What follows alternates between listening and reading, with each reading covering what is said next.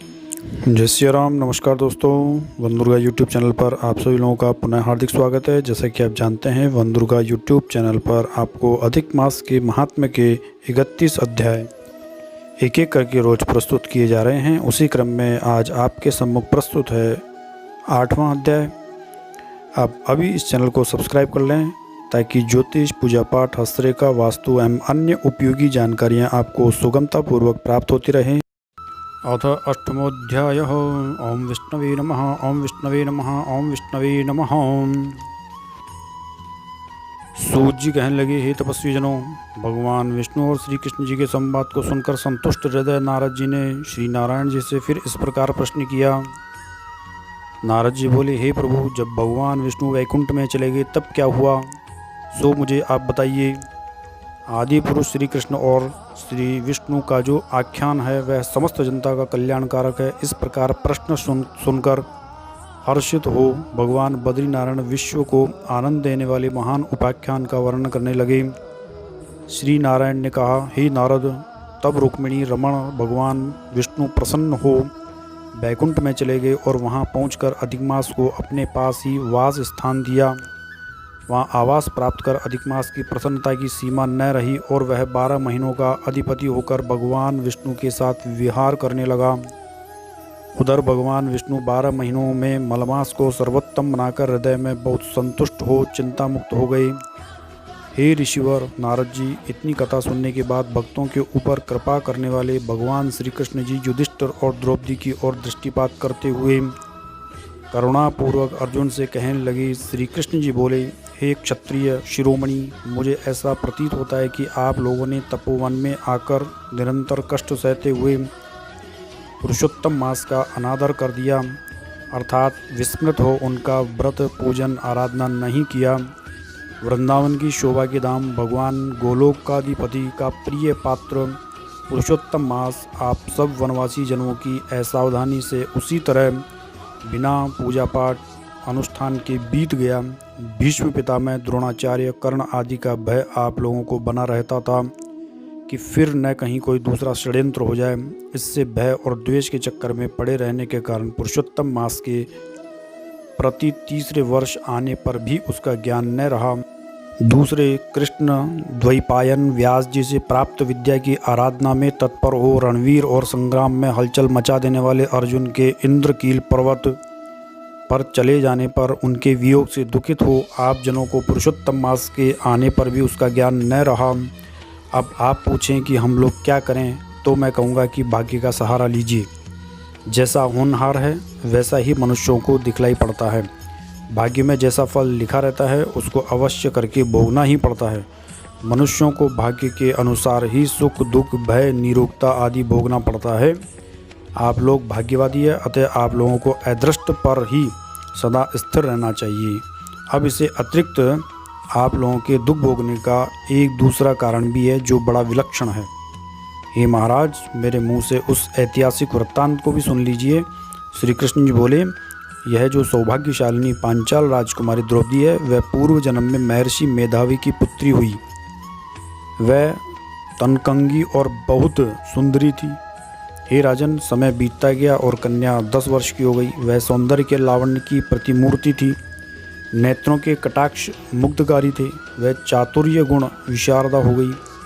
पिता की एकमात्र पुत्री होने के कारण वह पिता की बड़ी लाडली बेटी हुई। जैसी वह गुणवती थी वैसे ही शारीरिक गठन में सुंदरी थी।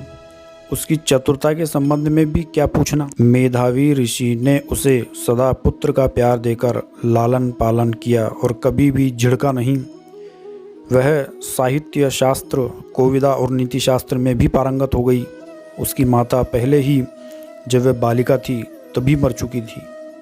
पिता ने ही प्रसन्नता के साथ पालन पोषण किया। अपने पड़ोस में रहने वाली अपनी सहेलियों के पुत्र पौत्रादि को सुख को देखकर उसे भी वांछा हुई। वह किशोरी सदा विचारणी रहती थी कि क्या ये सुख मुझे भी मिल सकता है। सद्गुण और सौभाग्य का भंडार तथा सुख देने वाला पति कैसे मिलेगा, फिर सदाचारी पुत्रों का सुख कैसे प्राप्त हो। पहले मेरा मनोरथ पूरा होने वाला था पर सारा खेल भाग्य ने बिगाड़ दिया। अब कौन सा कृत्य करूं, किससे ज्ञान प्राप्त करूं, किस देवता की उपासना करूं, अथवा किस ऋषि की शरण में जाऊं या किस तीर्थ का सेवन करूं, प्रतीत होता है कि मेरा भाग्य सो गया है, क्योंकि कोई भी व्यक्ति मुझे पत्नी के रूप में स्वीकार करने के लिए तैयार नहीं हो रहा है। बड़े आश्चर्य की बात है कि मेरे पिता इतने पंडित हुए, मेरे दुर्भाग्य से उनकी बुद्धि मारी गई है, क्योंकि विवाह की अवस्था होने पर भी उन्होंने योग्य वर को कन्यादान नहीं दिया। अपने सहेलियों में मैं अध्यक्षा हूँ, परंतु कुमारी होने के कारण पति न मिलने से दुखी और पीड़ित रहती हूँ। मेरी सखियाँ पति सुख भोग रही है, वैसी मैं नहीं हूँ। मेरी सौभाग्यशालिनी माता पहले ही क्यों मर गई। इस प्रकार चिंता से व्याकुल हुई कन्या मनोरथ रूपी महासागर के मोह रूपी जल में डूबती उतरती शोक और मोह रूपी लहरों के थपेड़े खाती रहती थी।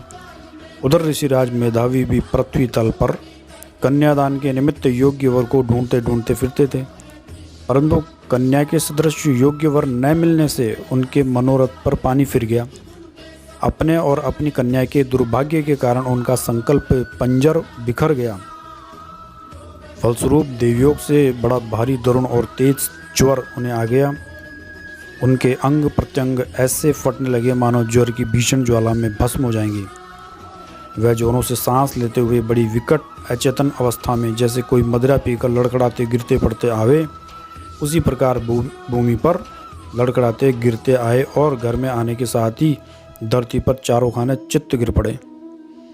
भय में कातर कन्या जब पिता को देखने के लिए आवे, तब तक उससे पहले कन्या का स्मरण करते हुए मेधावी ब्राह्मण मरणासन्न हो गए। भावी के प्रसंगवशात वे एकाएक कांपने लगे और कन्यादान के संबंध में जो विवाह महोत्सव की कल्पना थी वह चूर चूर हो गई। पश्चात पहले के किए हुए गृहस्थ धर्म के परिश्रम के प्रभाव से सांसारिक वासना का परित्याग कर उन्होंने भगवान पर चित्त लगाया। हे श्री कृष्ण गोविंद हरे मुरारी राधेश दामोदर दीनानाथ, मैं भवसागर में डूब रहा हूँ, मेरी रक्षा कीजिए। इंद्रियों के अधिपति आपको बार बार नमस्कार करता हूँ। इस प्रकार मेधावी मुनि की अंतर्ध्वनि दूर से ही सुनकर भगवान के दूत झटपट लोग गोलोक से दौड़ाए और तत्काल मरे हुए मुनि का हाथ पकड़कर उन्होंने भगवान के चरण कमलों में पहुंचा दिया। इस प्रकार अपने पिता के प्राण निकलते देखकर वह कन्या हाय हाय करके रोने लगी और पिता के शरीर को अपनी गोद में रखकर बहुत दुखी होकर विलाप करने लगी। कुररी पक्षी की भांति बहुत देर तक विलाप करके दारुण दुख से दुखित हो वह विकल हुई और अपने पिता को संबोधित करके कहने लगी मानो वे जीवित हों। कन्या बोली, हाय हे पिताजी, हे करुणासागर, हे अपनी कन्या के आनंददाता, आज मुझे आपकी गोद में बैठाकर आप गोलोक धाम को सुधार रहे हैं। हे तात, मुझ बिन पिता की कन्या को कौन व्यक्ति अपनाएगा, विवाह करेगा। न मेरे कोई भाई है, न बंधु है, न बेचारी माता है। हे पिताजी, मेरे भोजन और वस्त्र की कौन सुधि लेगा। अब वेद ध्वनि सुनाई नहीं पड़ेगी तो ऐसे शून्य स्थल से मैं कैसे रह सकूंगी। हे ऋषि प्रवर, आपका आश्रम अब निर्जन वन की भांति हो जाएगा तो अब मैं प्राण दे दूंगी। ऐसे जीवन में क्या रखा है।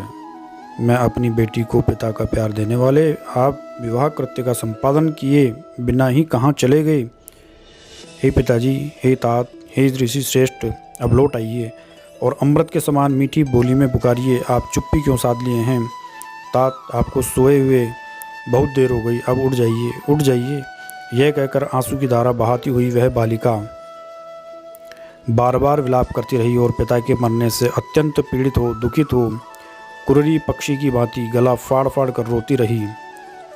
उस लड़की का रोना सुनकर उस वन में रहने वाले ब्राह्मण आपस में पूछने लगे कि इस तपोवन में आज इतना बिलक बिलक कर कौन रो रहा है। जब क्रमशः उन्हें यह निश्चय हो गया कि वह मेधा ऋषि की कन्या की रुलाई है, तब वे हाय बड़ा गजब हो गया, बड़ा अनर्थ हो गया, ऐसे कहते हुए तेजी से मेधा ऋषि के आश्रम में आए। उन लोगों ने आकर देखा कि कन्या की गोद में मरे हुए मुनि पड़े हुए हैं। तब उस वन में निवासी सभी मुनि लोग रोने लगे।